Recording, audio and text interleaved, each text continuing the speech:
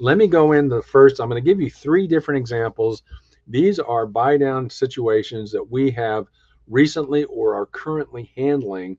And so I want to go over these in a little bit of detail to illustrate for you exactly how what I'm describing can help you, particularly if you're a buyer, in negotiating a better deal for that home. So here's the first one. Hey Art, Scenario number. hey Oh yeah, Art, I go just ahead, have a Jeff. question. When if I'm a seller or just in general of anything, when I start lowering my price, does it show a sign of a little bit of desperation? Well, it can. And that's, again, part of, I think, one of the subtle points of these alternatives that I'm going to talk about is that, yes, I mean, the classic reaction for a seller who's, wringing their hands because they're approaching, 35, 40, 50, 60 days on market and they don't have an offer, they haven't put their house into escrow, is to just react quickly and in a, I think, oversimplified fashion and just lower your price. Well, of course, once that occurs, and if that price reduction is anything near significant, what that can often do is encourage a prospective buyer, aha, they've already lowered their price.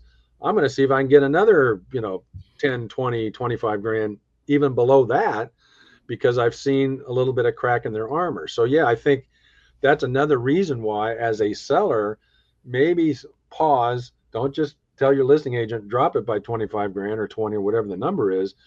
Look at another alternative, maybe using those same dollars in your head that you're going to concede, but offer them in a different way where you can encourage a full price offer. But in return, here's what we'll do to enhance your financing terms. I like that. All right. Okay. So with that, we'll go ahead and go into our scenario number one. So let me first tell you sort of the parameters of this deal.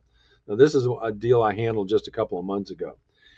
A realtor had referred a buyer to me. He was already working with a lender for a down payment assistance program. In fact, looking at a loan program through CalHFA, the California Housing Finance Agency.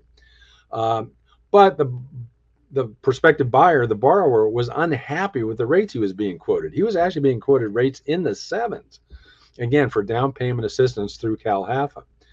Now, when I encountered this buyer and interviewed him, one of the things I learned is he had enough money in his possession, in his savings account, to support a 3.5% down payment on an FHA loan. So the first thing I pointed out to him is you can get a much better rate since you do have enough money for the down payment. So once I explained that to him, then he advised me he wanted to get pre-approved. He was going to make the offer, and he wanted to submit the offer on a single family residence. It was in Cathedral City, and it was listed for $574 and $574,000, and he wanted to offer $550. That's $24,000 concession he was going to ask for, but again, he was going to ask for it in the price. So what did I do with that? Well, let me show you. First thing I want to point out is that let's say I couldn't convince him to do anything different, but just offer the $550. Well, what happens if he offers $550 and he gets an acceptance? Well, his loan amount with 3.5% down and including the upfront FHA mortgage insurance would have been $540,000. Well, at 6%, his principal and interest would be $3238. So keep that in mind. That's what the kind of terms he'd see on his loan if he had simply offered $24,000 under list price and the seller accepted it, no other concession. Now, here's what I did with that same scenario. What I suggested is offer full list price, $574. Request that $24,000 concession, not in price, but as a seller credit. And then what I pointed out, we would then use that credit toward closing costs and an interest rate buy down.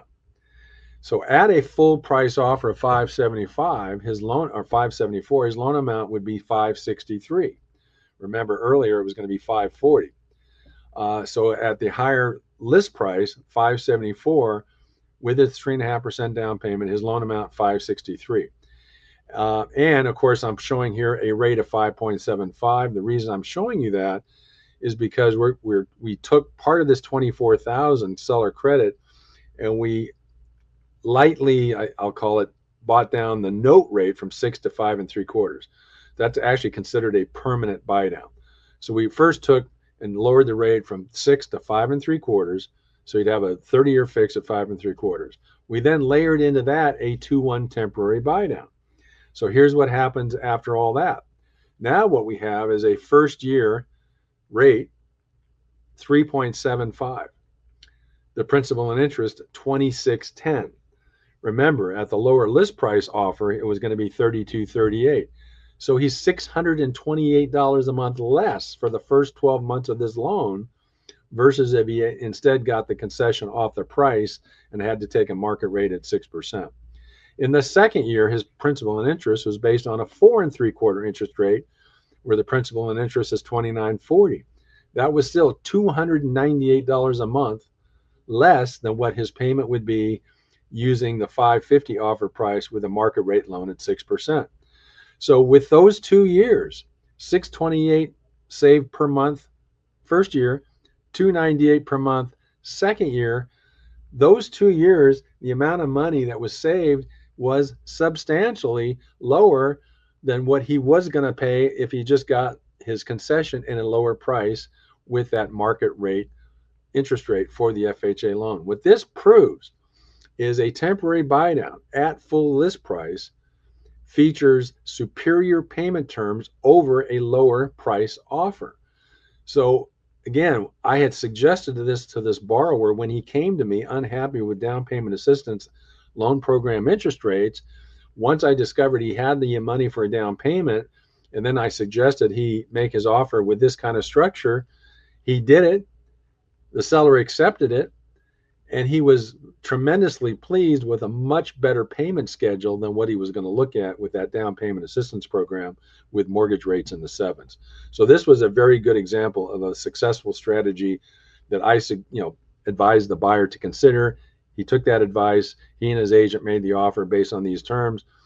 They got them accepted, and we closed this transaction just a couple of months ago. So now I'm going to go ahead and Jeff, let me know if you have any questions on that first scenario. Otherwise, I'll jump into the second one.